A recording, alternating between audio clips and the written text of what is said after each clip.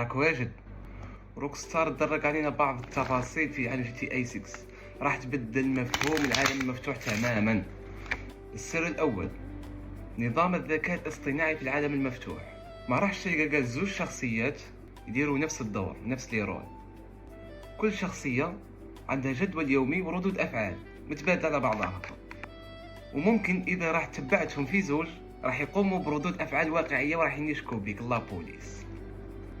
دوزيام سر، المياه والبيئة راح تتبدل كاع، ما توليش كما الاجزاء الاخرين، لكن هنا الفيزياء تاعها راح يبدلوها وتولي دقيقة في تاريخ الالعاب كاع يديك. حتى الطين راح يبقى لاصق في الملابس تاعك طول الجوي.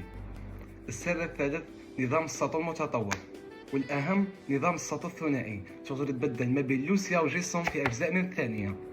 راح تنفذ خطط معقدة جدا، والذكاء الاصطناعي للشريك راح يتعلم اسلوب لعبك الخاص. بصراحة، هل تعتقد ان GTA 6 راح تكون افضل لعبة في التاريخ ام مجرد مبالغة؟ واخيرا راح نقول لكم اكتب لي رايك في التعليقات.